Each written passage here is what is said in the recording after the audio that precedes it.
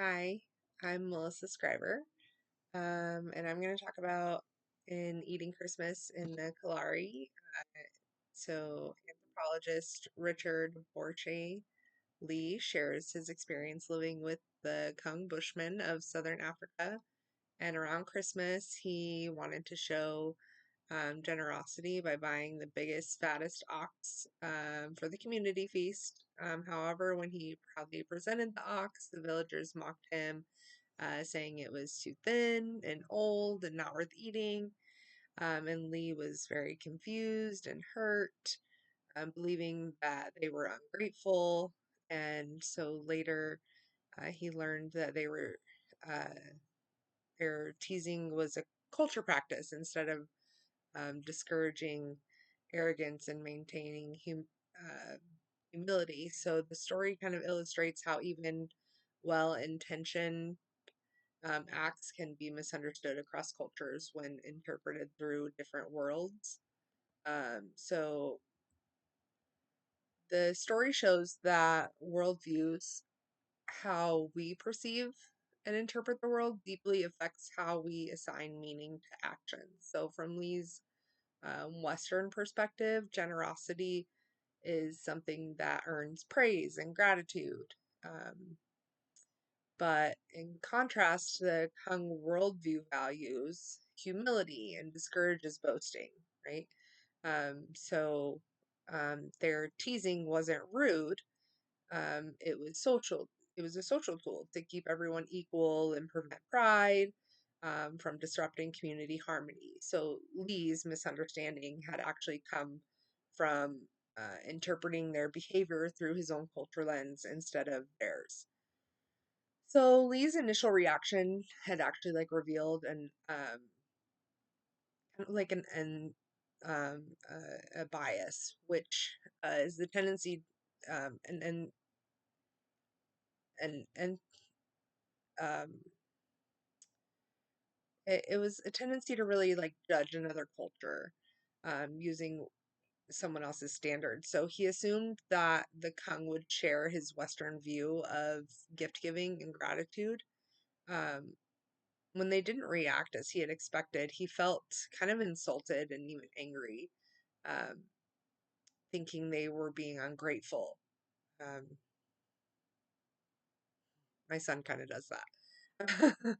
um, in reality, right, the villagers' response aligned perfectly with their culture norms. So this shows how our worldview shapes what we consider normal, um, and or good, and how it can blind us to the logic of other culture systems. So the article reminds us that no culture values are universal. It seems generous, what can seem generous, polite, or respectful in one culture may carry a completely different meaning um, elsewhere. So Lee learned that his idea of generosity was not only or even the best way to build community. So it challenged him to really see the humility and equality as equally valuable virtues, even if they were expressed differently than his own culture.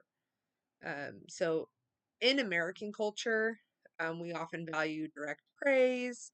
Um, I know that telling someone great job or that's amazing is seen as encouraging. But in some cultures, right, public praise can cause embarrassment or even disrupt group balance. So, for example, if an American manager praises one employee in front of others, a person from a collectivist culture might feel uncomfortable because it separates them from the group.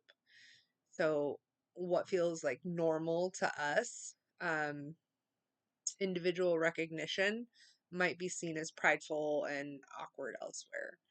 So, a best practice for cross culture communication is to really suspend judgment and seek understanding before interpreting the behavior. Um, this means taking time to learn what behaviors mean within their culture context instead of assuming they mean the same thing everywhere. So in Lee's story, if he had asked questions about the villagers teasing before reacting, right, responding before reacting emotionally, he would have realized that it was a form of social harmony and not disrespect. So in real life, this could mean asking clarifying questions like, can you tell me what it means in your culture? Or observing more before coming to the conclusion. So, um, you know, experiencing something similar at work I have experienced something similar at work when a coworker from um, Japan had like seemed hesitant to make eye contact and often like they they stayed quiet during meetings. Um, and uh, some team members thought that she was just like disengaged, right? And but then I later learned that in her culture, right, avoiding direct eye contact was it was just with authority figures, it just kind of showed respect, right? I've also had this same um, experience with my clients at work with Native American cultures, um, that it is just a sign of respect. So I had initially interpreted behavior like that through my own worldview, where it was like seen as like a sign of like, well, why are they not making eye contact with me, right? Because in American culture, that's seen as like, well, we're supposed to make eye contact. Like that's respectful. But once I understood the culture context, I saw that this is actually a very attentive and respectful. So both situations kind of show how different worldviews shape interpretation and how easily misunderstandings can arise without culture awareness.